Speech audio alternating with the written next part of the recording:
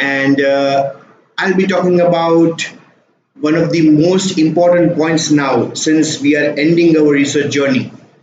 We began with research ethics and we went on with statistical analysis. We did our review of literature. We have done everything now. The results are there with us. The entire work is now there with us. Now what do we do? Now the most important point is to identify a good journal for publication. And for that, we need to understand the various journal metrics which are there in the publication arena right now. So what are good journals? Let's just take an example of this particular list. Here you can see that there are qualitative databases like Web of Science, Scopus, and all of these. You can even include National Library of Medicine, PubMed, Embase. For agriculture, there is even NAS. So, what are good journals? They are either a part of such qualitative databases or they have a particular one or more of these quantitative indices. So what are good journals? Good journals are ones which are either a part of such qualitative databases or have such quantitative indices. Now what do we notice something in particular over here? You might be noticing that there are no names of publishing houses, right? So what is our usual perception? That any journal, if it belongs to a particular reputed publishing house, we consider it as an external journal just like that. No, it is not the case.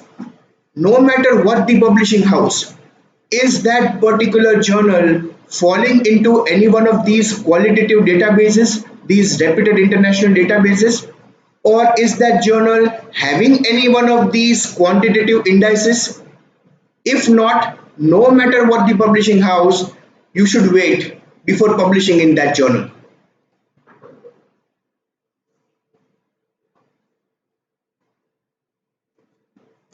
So the chief quality indices which are there right now, the most important one which all of you would be knowing is the impact factor. So what is the impact factor? It is also called as the journal impact factor. It is a prized product of Thomson Reuters, published annually in their journal citation reports. In the 2000, now what is the formula for calculating the impact factor? It is a very simple formula.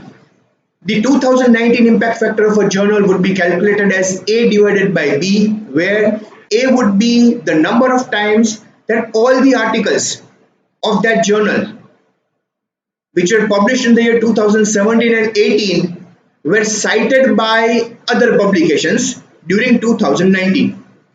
So that is A. A divided by B. B means the total number of citable items. You can see the total number of papers which were published by that particular journal in 2017 and 18. So in short, the impact factor is nothing but a ratio of the number of citations received by publications of a journal of the two previous years divided by the number of publications of the two previous years. What are citable items now? As far as the impact factor is concerned, the citable items are articles, that is research articles, review articles, conference proceedings, short communications or even notes, but not editorials or letters to the editor. So this is what the impact factor means. The 2019 impact factors are usually published in 2020. So this is the year when we will be having the 2019 impact factors.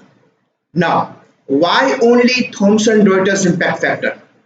Only and only the Thomson Reuters impact factor is considered to be the genuine across the world. Why?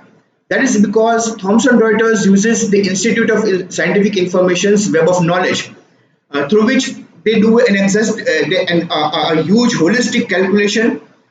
They calculate all the indices and all the citations are calculated, and then through software they publish the impact factor. And this entire process which they undergo, this process is internationally recognized, and that is why Thomson Reuters impact factor is the only valid impact factor. There are various other impact factors in the publication arena right now, but none of the other impact factors are ever considered because they have their own unapproved methods to calculate the impact factor. The impact factor ultimately is a formula, but the Thomson Reuters uses an exhaustive method of calculating the citations and having the ratio with the publications, and that is why only Thomson Reuters impact factor is considered. Otherwise, there are so many impact factors right now in the market, but none of them are ever considered. However, please keep in mind that if a journal is simply indexed in any database of Thomson Reuters, it does not necessarily mean that it has a Thomson Reuters impact factor. What some of the predatory journals do is that they get themselves indexed in any of the databases of Thomson Reuters, and then on their website they claim that they have an impact factor, and that impact factor formula is of their own. So if a journal is indexed in any database of Thomson Reuters, it does not necessarily mean that it has a Thomson Reuters impact factor, because the journal has to undergo a very stringent evaluation procedure for getting the impact factor from Thomson Reuters, right? So these are some of the things that you should be considering before selecting a good journal.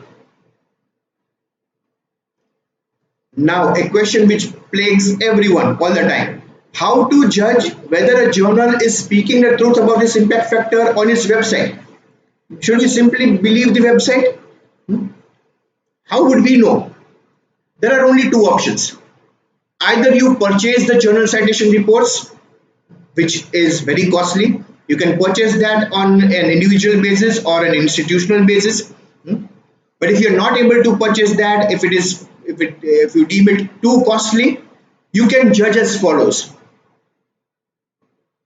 The journals published by government organizations or departments will never lie about the impact factor on their website, because it is the government, right? The journals of national or international professional bodies will never lie about their impact factor because they have a reputation to protect. It is the same with reputed publishing houses.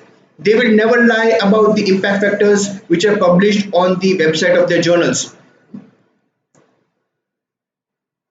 A journal which has an impact factor, it takes usually a longer time to publish.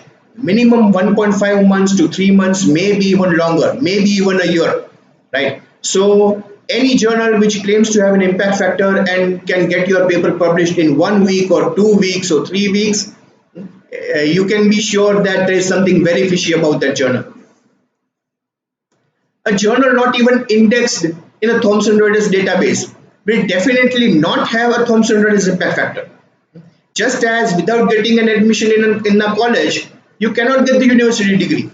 So if you search, if a journal is claiming to have an impact factor on its website, and you simply search any of the databases of Thomson Reuters, and the name of the journal is not even in the database of Thomson Reuters, it is never going to have an impact factor. One particular website I'll just like to mention, that is sitefactor.org. This is a website which somehow has the impact factors, which are close to the actual values which are published by Thomson Reuters. I don't know how they do it. I am not advocating the sitefactor.org, but if you don't have the journal citation reports, maybe you can just have a look at sitefactor.org. But ultimately, there are many other ways to know about the quality of a journal as well. Yes. However, a paid journal does not mean a fake journal or poor research. Now, these are the values of new school versus old school. Old school will always say that if a journal is paid, then it means it is a fake journal. It is not like that anymore. It is not like that since the last decade now. These journals, even if they are excellent, they have the original impact factors. They have so many things to maintain.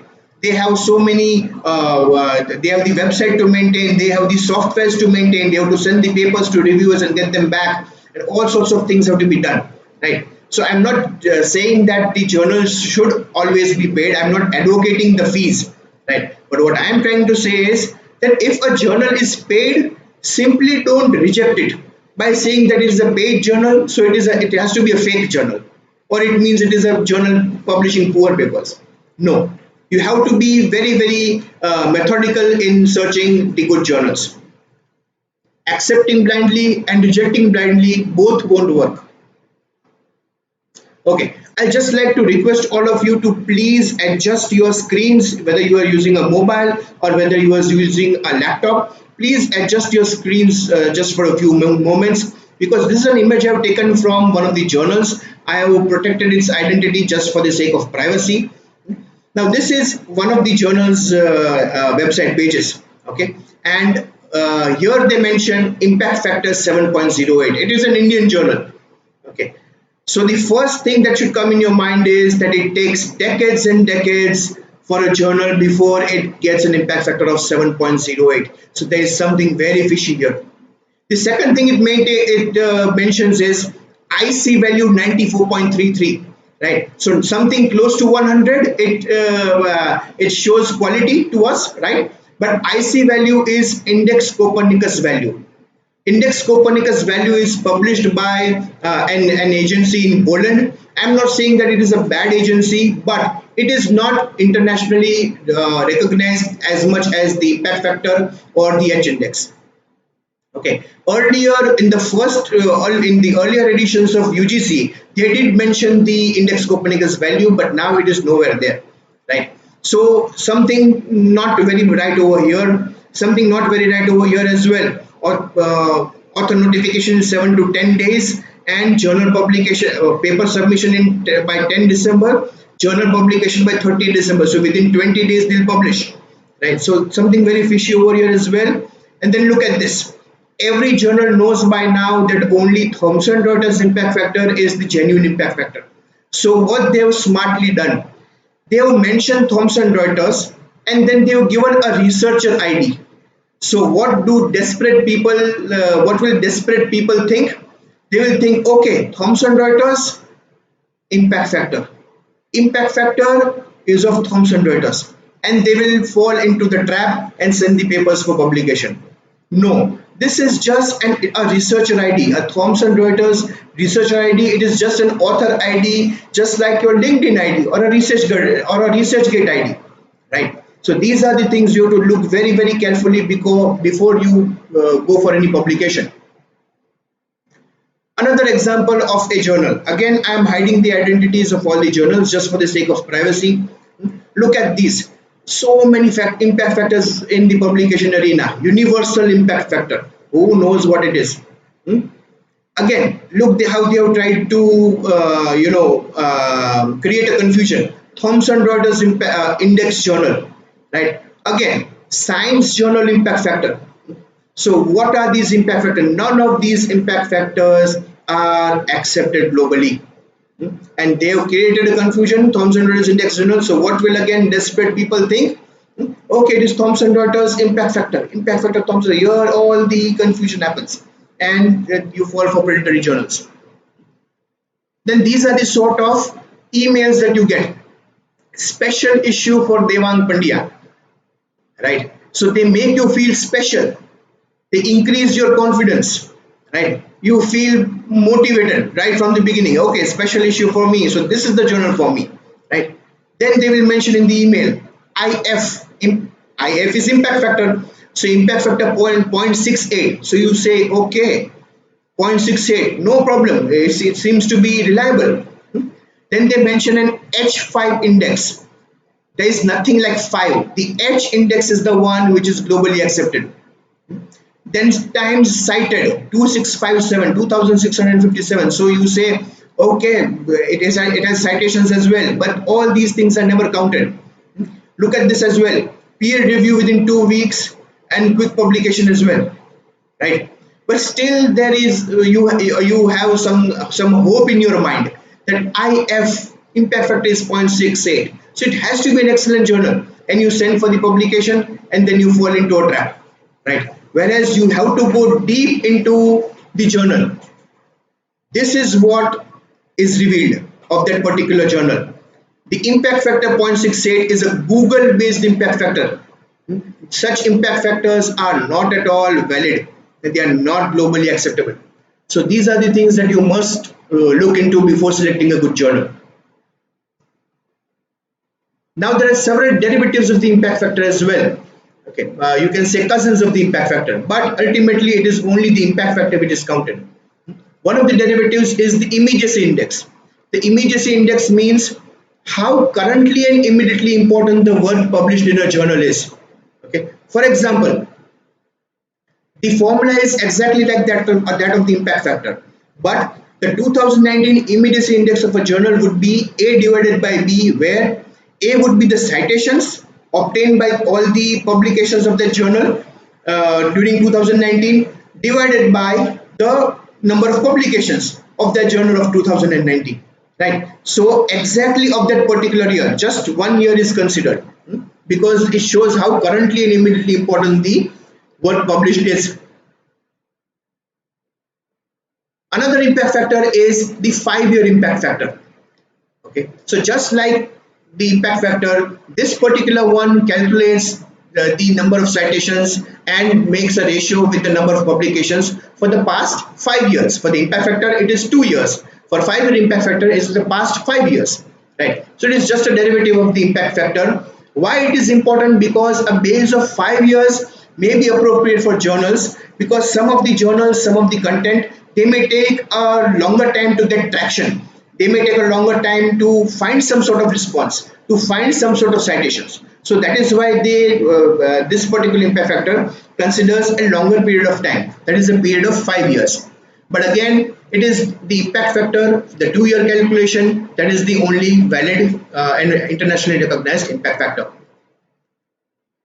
Yes, and this one now is the you can say the competitor of the impact factor. Okay, that is the H index. So what is the H index? It is something, it is again a formula, and it has been adapted, recognized by Elsevier, because Elsevier mentions the H index in many of their websites. Okay. It is also known as the Hirsch index, and the H index claims to be a more consistent measure of citations, thereby quality of a researcher, of a research scholar or a journal. Okay. If the H index of a scholar is 5, it means that at least 5 of his papers have been cited by other papers at least 5 times each. So at least 5 of his papers have been cited at least 5 times. That means the H index of the scholar is 5. The same thing applies for the journals as well. Then what is the difference between H index and Thomson-Reuters impact factor? How are they different? In Thomson-Reuters impact factor, what happens is, now I'm not advocating or opposing any of these indices. These indices, both of them are internationally very reputed, internationally accepted. But I'm just mentioning how the H index is different from the Thomson-Reuters impact factor. The Thomson-Reuters impact factor, what happens in that is, the total number of citations may get disproportionately affected. They may get unfairly affected by even a single publication. Let me just give you an example. For example, a journal publishes 200 articles in 2 years. Now 199 of them are below average, and they don't get any citation. But somehow within those 2 years, within those 200 articles, the journal has been able to get, somehow it has been able to get one blockbuster article. And blockbuster articles, mind you, get thousands of citations, right? So even if 199 articles are of poor quality, but only one blockbuster article is there and it gets cited 2000 times, then the journal will have the impact factor of 2000 divided by 200, that would be 10, and it is a highly respectable impact factor. But what has happened? It does not show the consistency of the journal, of the quality of the journal, of the quality of the publications of the journal. Whereas for a journal to have an H index of 10, at least 10 of its articles must have been cited at least 10 times.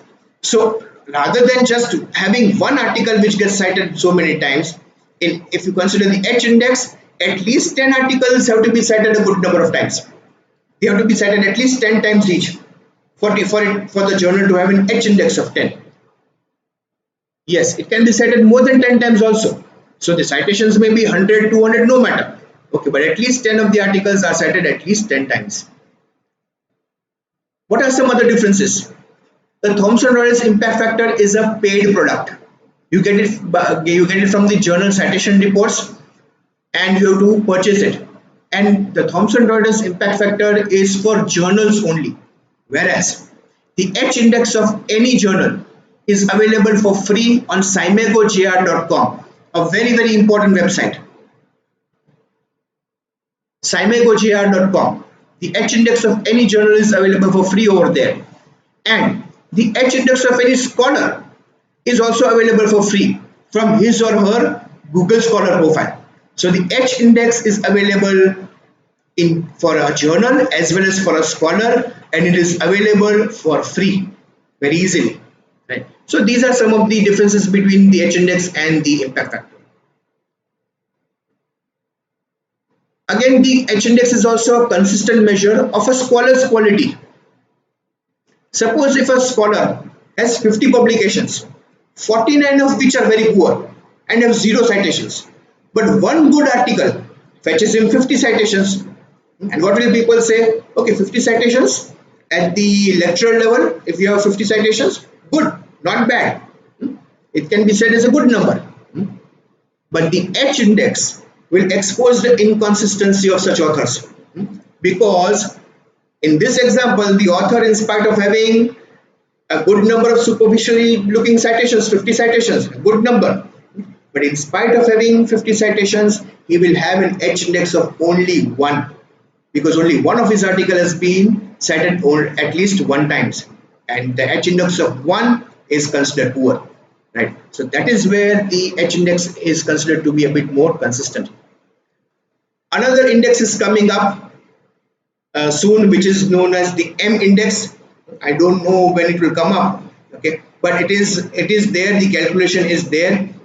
The M index is your H index of the scholar divided by your number of years of experience.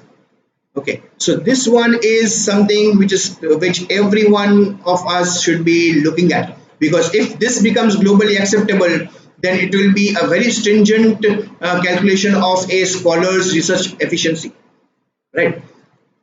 So the H index, suppose the reason being that it is expected that if you are having say 10 years of experience, you should be having at least an H index of 5, right? So these sort of expectations are there, and what the M index does is it divides the H index, your own H index, the scholar's H index, divided by your years of experience. So even after 20 years of experience, if you are having an H index of 5 compared to someone who is having an H index of 5 after just 5 years, you will be falling behind. Another index is there, which is the I-10 index. Now I-10 index is not associated with H index, but I'm mentioning it over here because it comes along with the H index, right? But the calculation is totally different. The I-10 index means how many of your publications have more than 10 citations. It is as simple as that. So H index is the main one over here. Another index which is there in the publication arena, that is the SNIP. What is that? It is a source normalized impact per paper. It is again a product of Elsevier. It is available for free. Now what is it? It is again a formula, citations divided by publications, but here they consider something which is known as the citation potential. Now what does it mean? There are so many domains like Ayurveda or space technology that the number of journals in those domains are also very less. The number of people working on those domains are also very less. Then how will those researchers get any value? How will those researchers get the good H indexes? Because the citation potential of their papers in other journals is also very less. Very few people are working on it. So the source normalized impact per paper, this particular index corrects such differences. What does it do? The impact of a single citation in case of such domains, such tough domains, the impact factor of a single citation is given a higher value in subject areas where the citations are less likely. and thus eliminating the injustice to such developing research domains. Let me just give you a crude example that for any normal domain, if you are working in a normal domain and you get one citation, it is obviously calculated as one citation. Whereas the SNIP, and here again I am saying that it is a crude example, if you are working on such developing domains and you get one citation, then that one citation may also be calculated as 1.5, 1.75 or 2. That is the SNIP. Again, as I said, it is a crude example which I have given, but it eliminates the injustice which may happen to the fields which are themselves very evolving right now. The SJR, again something which you would have come across many times. It is the SCImago journal rank. It is again an Elsevier product available for free. It is available again from scimagojr.com. What is SJR? It is based on Google's PageRank algorithm, and it considers the number of links to a publication. Okay, and then calculates how important that publication is, and then it will give the value. So again, these are all different values, different derivatives of each other, distant cousins of each other, you can say, but the Thomson Reuters impact factor and the H index. These are the two which are right now accepted across the globe. Yes, there is one other one other index which has come up, and that is known as site score. Now, site score is again an Elsevier product. It can be easily available, easily visible in its in any of its databases. It is Elsevier's impact factor. Thomson Reuters impact factor, the calculation remains the same, but Thomson Reuters impact factor calculates the citations and the publications for 2 years. Whereas in case of site score, the same thing happens, the same formula is there, but it is for 3 years. Another difference is that site score will also consider the editorials, which Thomson Reuters impact factor does not consider as a citable item. So these are the minor differences between the site score and the Thomson Reuters impact factor. But again, it is Elsevier's product, so it is obviously respected, but it is still not globally that much as accepted as maybe the H indexes. There are new methods which are also come up for assessing a journal's or scholar's quality, and those are known as the alt metrics. Alt metrics means alternative metrics.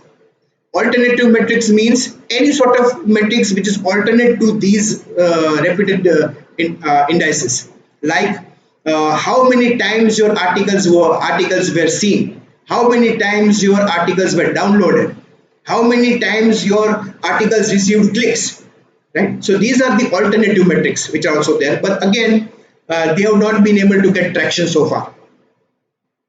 So this is the brief comparison between Thomson Reuters and Elsevier. Thomson Reuters, it is based in Canada, Elsevier is in the Netherlands, but here it is Canada, so it is North American, includes USA, that there's a flavor of USA as well. So yeah, you can say North American, and Elsevier is, you can say, because of the Netherlands, it is European, right? So these are the two main giants in the publication arena right now, and these are all associated with each other somehow. In case of Thomson Reuters, there is a Web of Science, a qualitative database. Clarivate Analytics is again a company which owns the Web of Science. It publishes the journal citations reports, which has the impact factor. So all of these are associated with each other.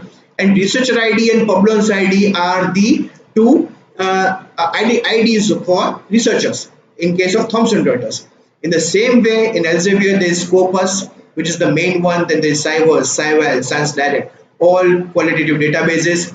Site score, H index, SNIP, SJR, they are all the quantitative indices of Elsevier, all somehow related to each other, right?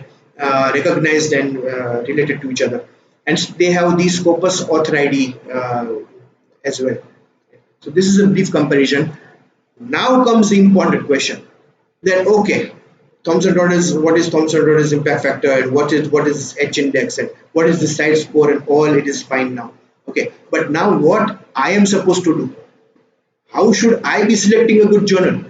What is the method? What can be the way? So how to identify us and select a really good journal? This is the first step that you should be doing. The first thing is you should be accessing the UGC care list. Any researcher who is over there listening, I request all of you to please lend me your ears for these few more minutes, because maybe what I'm going to say is something which can be very useful to you. The first step is please access the UGC care list. You can simply register in this website ugccare.unipune.ac.in, and after registering, go directly to group 2 of the UGC care list. There are two groups, group 1 and group 2. I am not saying that group 1 is not good. What I am saying is that if you want to select a really good journal, go for group 2. It is my opinion. Okay, why group 2? Because it is very straightforward and of the quality which is accepted globally. It has two parts: Web of Science in Thomson Reuters and Scopus, again Elsevier, right? So in Web of Science it includes three indices: Arts and Humanities Science Citation Index Expanded, Social Science Citation Index as well, and in Scopus there is only the source list. So this is the first step that you should be doing. Okay. Now for the non-Indian audiences, again I would say that if you are not able to access the UGC, because it is the University Grants Commission of India, right? Don't worry, simply focus on this Web of Science and Scopus, and you can directly access their databases from the web as well. But these are the databases you should be going after. So this is your first step. What should be your second step? Now, right now we'll be talking only about Web of Science and their journal master journal list. That is the MJL. Okay. Go to the Web of Science master journal list and enter any keyword. Okay, or enter in any name of a journal you might already be knowing. For example, I have taken the name of a very reputed journal, that is Pharmaceutical Biology. Okay, and I searched for it, and this is what I obtained. There are three important things which are there in this particular page. Okay, the first one is the ISSN. Okay, why it is important? Because there are so many journals, predatory journals right now, whose names sound very similar to the quality journals. Okay, and their ISSNs may also be confusing. So this particular page will give you the exact name of the journal and the exact ISSN. The second important thing, this page will also give you where in which database of Web of Science this journal is being indexed. It is there in the Science Citation Index Expanded. Is it there? Is the Science Citation Index Expanded there in the UGC recommendation? Yes, it is there.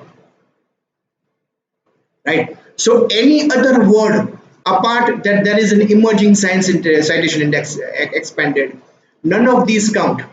Okay, it should be simply written Science Citation Index Expanded, or any of those Arts and Humanities and Social Sciences, right? And the third thing is you have to go and visit the profile page. You have to go a bit deep. Okay, so please view the profile page. When you click on that, this is what you will get. You will get lots of information, all very genuine information about the journal. The first genuine information is the journal's website. You will say that what is genuine about that? A website is a website. No. Right now there is an issue which is known as the hacking of journals. Journal hacking means there are hackers who will create an exactly similar website like Pharmaceutical Biology, everything similar to this, and lure you into publication, lure you into publishing with them. What they will say, they will send you an email with all the details. You will go to their website, you will find everything similar. Okay, because it is a hacked website, it is a duplicate website. Okay, and then you will send your paper to them. They will ask you for a heavy article processing charge. You will pay them the article processing charge and they will vanish.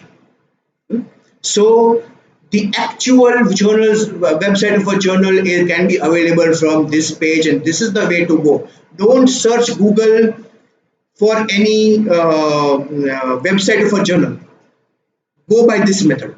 Okay. The second important, there are many important things, but the second important thing is the frequency of the journal. Is the journal monthly? What suits you? Are you in a hurry? If you are in a hurry, monthly should suit you, right? So monthly, quarterly, bi-monthly, you can get the frequency from here. And another important thing you will get from here, the average number of weeks from submission to publication. That is our question, right?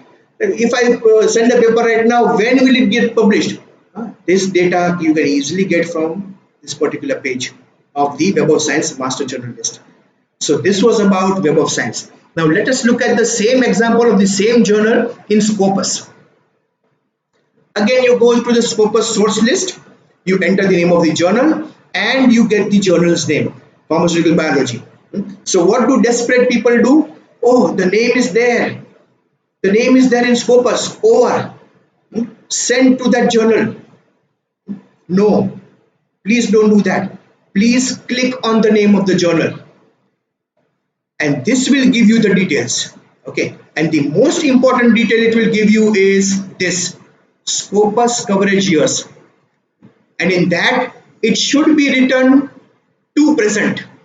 Means till now also it is covered by Scopus. Because the UGC will not accept your paper publication, will not consider your paper publication if you are going just by the means of Scopus, and if Scopus has discontinued the coverage. So the Scopus coverage years should be to present, and only then you should proceed with the paper publication. So these are some of the things that really count. Now we have done past the 2 steps, and only the third step remains. Again, a very important step. Make a list. Prepare an Excel sheet. Prepare an Excel sheet having the 10 or 15 or 20 good journals which you have identified after step 1 and step 2. Make a list of them, okay, and compare. Compare each journal. Make a column of impact factor. Make a column of H index. Make a column of site score. What are the article processing charges?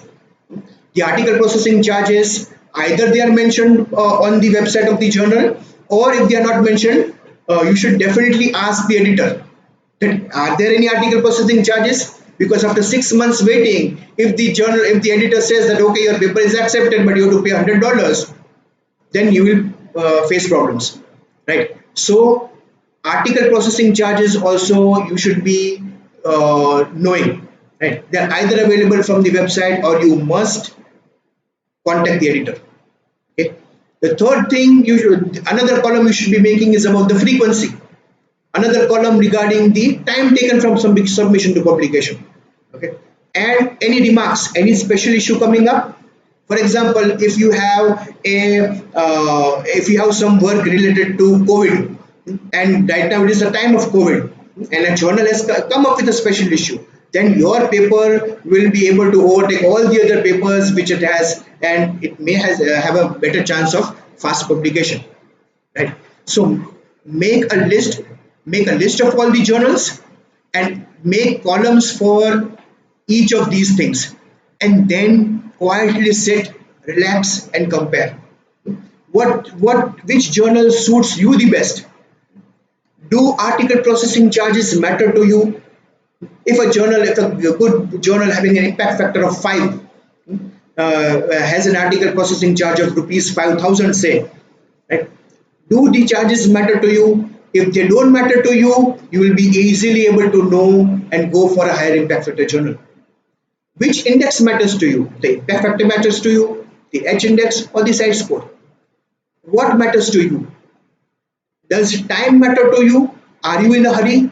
There is some promotion coming up, there is some interview coming up within just 6 months or a year, right? And so it means you are in a bit of a hurry. Okay, then by these comparison, by making such an Excel sheet and comparing all these things for all the good journals, you will be able to decide that okay, time is much more important for me. I can afford any sort of charges. So let me go for the one which is publishing fast and you can go for it. Again, these are already good journals which you have filtered, so no issue of any predatory journal. Okay. After you do step 1, step 2 and step 3, then you start preparing the manuscript according to your selected journal, a topic which we'll be looking into tomorrow. So the takeaway message or messages are: face the reality. Only publications in good journals count. And what are good journals? I've just mentioned in the 3 steps. Stay updated regarding qualitative databases and quantitative indices. What is happening? At least once in every 6 months, you should be knowing about what is coming up, what is being accepted by the government, what is being accepted globally. So stay updated. Sort the wheat from the chaff. What is unimportant, throw away. But you should be knowing what is the unimportant.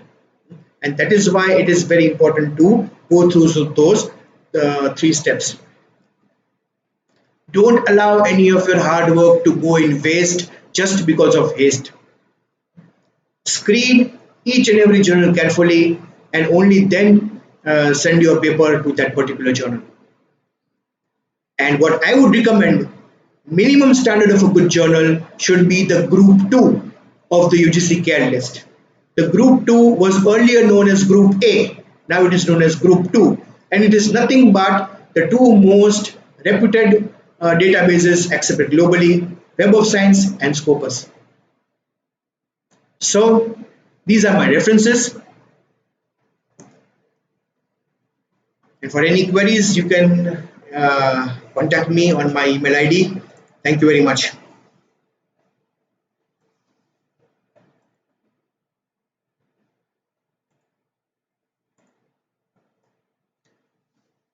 Yes, I'm looking at the questions now. Many journals having good impact factor many times ask for publication fee. So is it worth paying? Yes, but you have to identify whether that journal actually has an impact factor. You have to go through those 3 steps. Go to the Web of Science and Scopus lists databases. And then if you find that, okay, it is actually having a good impact factor, it is actually covered by Scopus and Web of Science even to present, then you can decide whether you want to pay or not. As I said earlier, a paid journal does not mean a fake journal. So just as you don't accept blindly, please don't reject blindly. Another question,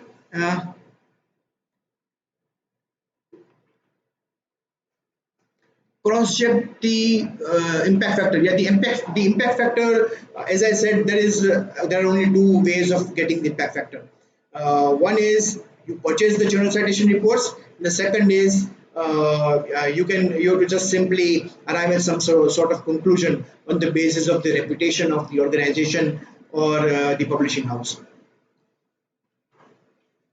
Maximum impact factor, there is no such thing. There can be any impact factor. What is the impact factor of Indian journals? Comparatively less compared to the other journals. UGC CAD list that I have already mentioned.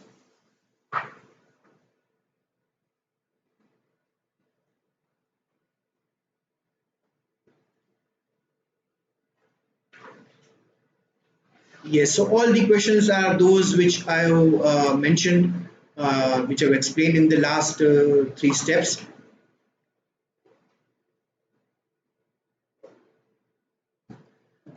Yes, comparison of the impact factors. One journal is having an impact factor of 5, and the other one is having an impact factor of 1 or 2. What you should go with. That is why prepare the list of good journals and prepare those columns and compare. If the journal is having an impact factor of 5, but it is demanding something like 20,000 rupees, and an impact factor 1 or 2 is publishing for free, then it is up to you. So everything is up to you ultimately. But make that list. Minimum impact factor that can be considered good, nothing like that. But yes, more than 0.5, I would say, for as far as Indian standards are concerned, 0.51.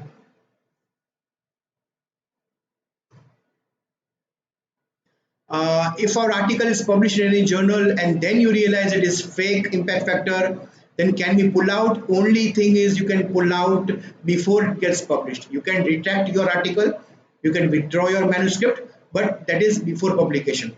After publication, there is no use. Why impact factor is needed? Because it is said that if there is anything which claims to be of good quality, then there should be some number which also supports that good quality. For example, why a percentage is needed for a student? Why 98% or 95%? Okay, because if you are saying that a student is good, there should be some proof that the student is good. That is why the impact factor and H index and all these things are important.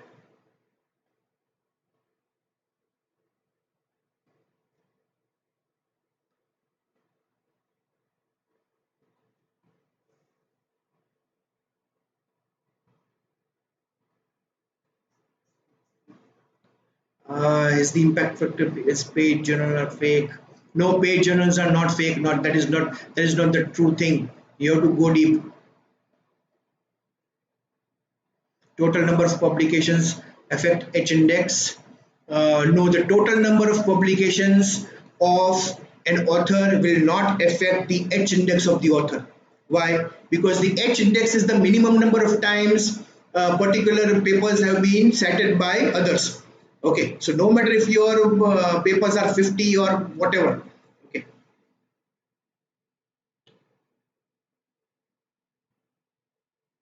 is H index mandatory for research? It all depends on your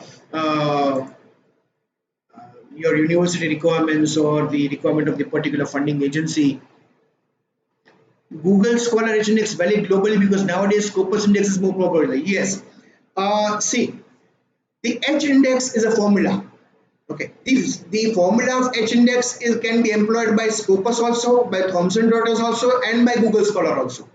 Okay, but Thomson Reuters and Scopus, what do they do usually is that they will only calculate these citations and everything for their journals indexed in their own databases, and that is why ultimately the true number of citations of an author is not revealed. Whereas the Google Scholar calculates everything.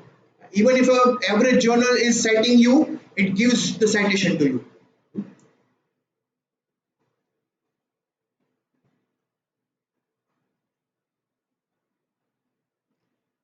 Yes, you should enroll for the H index as soon as possible. You should be having enrolling for H index means you should simply be having a Google Scholar profile. Will all authors of an article get the same credit for a citation and then the resultant H index? Yes, all authors of the article will get the same credit for a citation.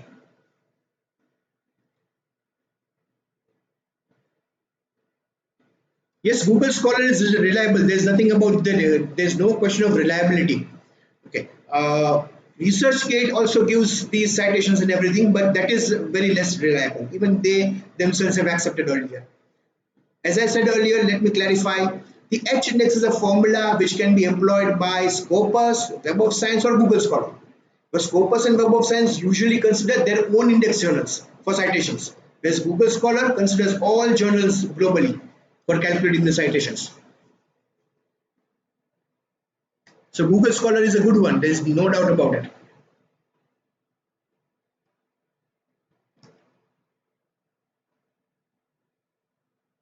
Okay, there are many other questions as well, and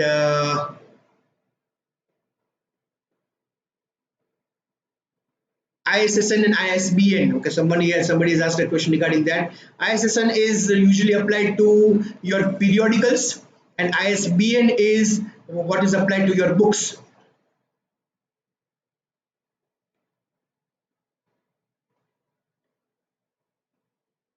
We come across lots of conferences and claiming publishing paper in Scopus Index journals. How can we check the ingenuity in the same way? Right? Go to Scopus. As simple as that. Right? Send the questions to Scopus that there is such a conference. Are you going to cite it in your any of your journal? And if that conference is already given the name of the journal, search for it in Scopus, and you can know whether it is a good journal or not.